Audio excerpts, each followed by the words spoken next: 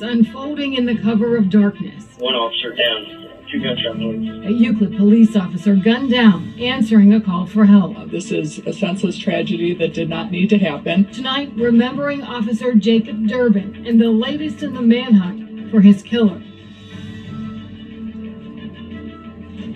Hello, everybody, and thanks for joining us tonight. I'm Tracy Carlos. Euclid Police say an officer was shot and killed in what they say was an ambush Saturday night. Officials say they were called to a home on East 211th Street just before 10 o'clock last night for a disturbance. While police were investigating, they say a gunman ambushed the officer, shooting him.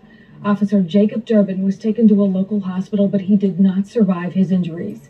News 5 has several crews working on the story last night and today. Anchor Damon Maloney begins our team coverage live from Euclid Police headquarters. Damon?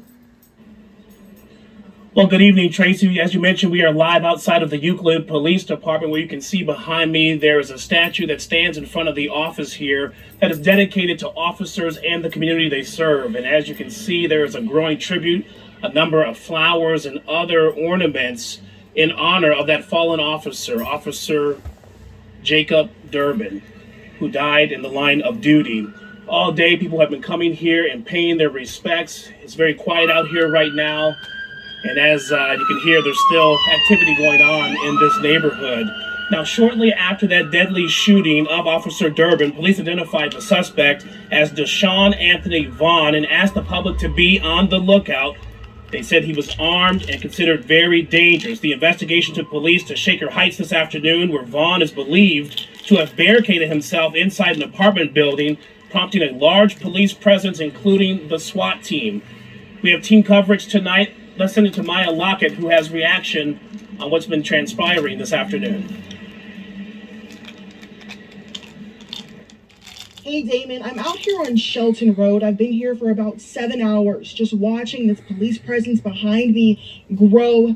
Different police agencies from Beechwood, Shaker Heights, and Euclid, making sure people do not go on this road that is blocked off. And Shelton Road is actually one of those residential neighborhood streets that is blocked off. And I've been speaking with neighbors all day. They are confused and concerned. They've been on their porches trying to figure out what is going on. Neighbors have been driving up and noticing that there's caution tape blocking them from getting into their homes. And some of the neighbors I spoke with told me today was supposed to be a special Mother's Day, but it has become difficult. Some of them have been afraid to leave their homes.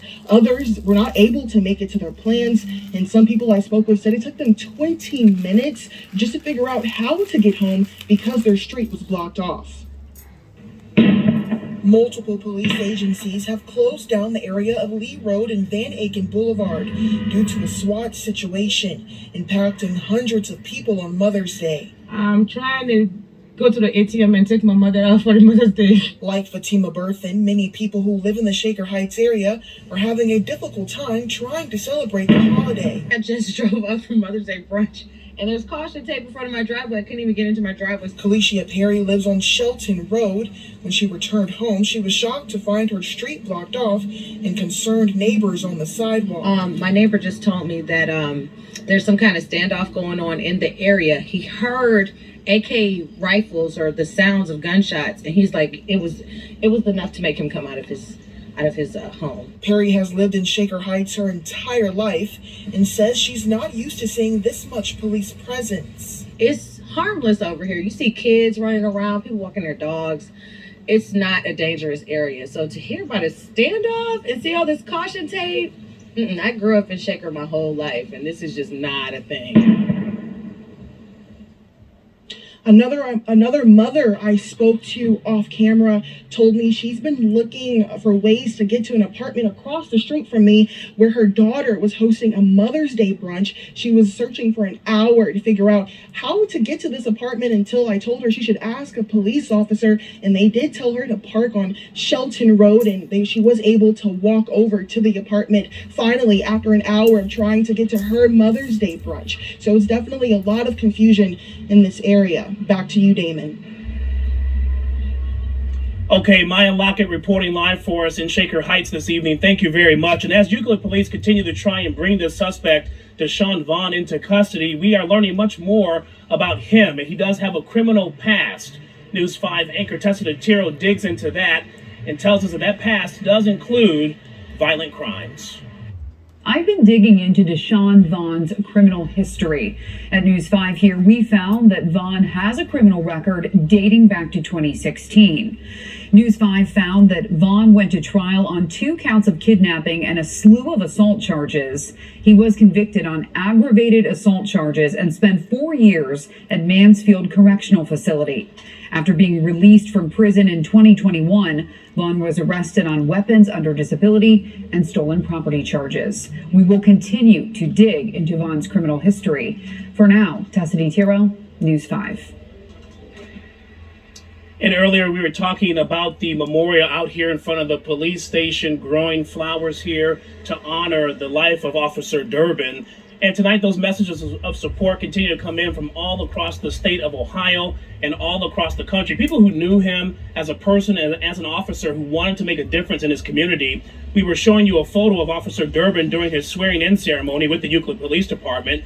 The mayor, Kirsten Holzmeyer Gale, saying that the community finds itself grappling with profound sense of sorrow and disbelief over the loss of this hero. Officer Durbin was engaged. He and his fiance, they were set to walk down the aisle this coming July, about 3.5 hours southwest of Cleveland in the city of Minster. This morning, members from the Church of the Epiphany, they came to the police department to pray with officers and other members from the community who knew, respected, and loved Officer Durbin. The mayor calling Officer Durbin an awesome person. Yes, wonderful young man, committed to the community, committed to service, will be greatly missed by all. What a touching sentiment, and we're so grateful to have a community that's supportive. Church of the Epiphany, who's located right on 211, came out today, did a prayer walk from their church to here to share prayers with the police department, with the community, just to show that there is faith, there is hope. News 5 anchor Tessa DeTiro also spoke with the group Alex's Fluffy Buddies. That's a charitable organization that was started by a Northeast Ohio kid that worked closely with Officer Durbin to help get stuffed animals into the hands of Euclid officers so they could hand them out to children as they interacted with them at scenes of situations of crisis. The organization sharing a photograph of Alex and the officer, her mom telling News 5 that Officer Durbin was always very sweet to Alex and took time to chat with her, and they are very sad to learn about his passing. So again, a lot of sad hearts all across this community and the entire state of Ohio. The mayor saying what happened was horrific, but that this community will get through it together. Tracy will have much more coverage throughout the